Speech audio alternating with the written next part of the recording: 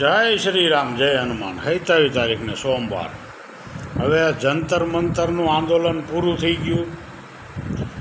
હવે ભારત દેશનું તંત્ર ચાલુ થાય.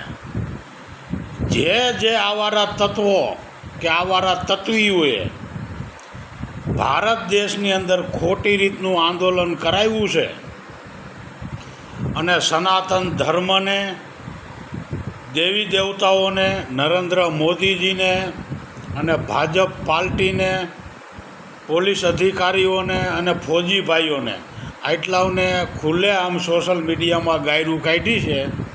એની ઉપર હવે તંત્ર ચાલુ થાય.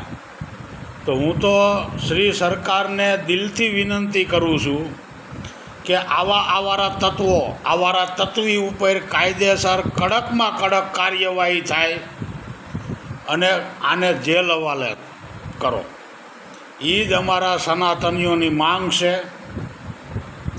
અને જે આવારા તત્વોએ સરકારી ગાડીઓને, સરકારી કર્મચારીઓને જે તોડફોડ કરી છે, પોલીસવાળાઓને માર્યા છે, એવા આવારા તત્વો, આતંકવાદીઓને કાયદેસર જન્મટીપની સજા થાય, આજીવન સજા થાય.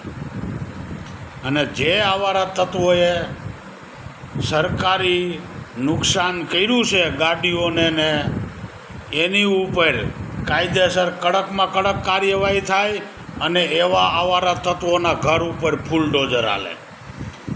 તો જ આપણા ભારત દેશનો કાયદો કાયદેસર રહે. નકર આ આવારા તત્વો સનાતન ધર્મને અને દેશને તોડવાની ફૂલ કોશિશ કરી રહ્યા હતા.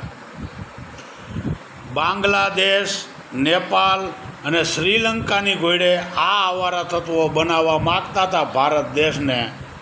તો હવે એના ટાંગાઈ તૂટવા જોઈએ અને એવા આવારા તત્વોના ઘરે તૂટવા જોઈએ.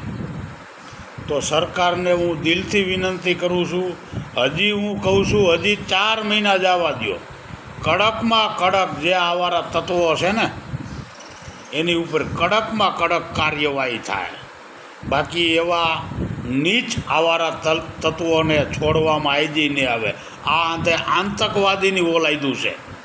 જ્યાં નુકસાન કર્યું છે, ગાયરું કાઢી છે ને, આ એના માટે જ વિડીયો છે. એની ઉપર કડકમાં કડક કાર્યવાહી થવી જોઈએ.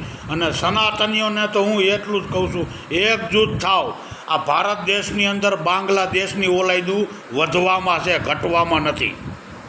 ટાર્ગેટ આપણા સનાતનને જ કરે છે, નીચ હલકા.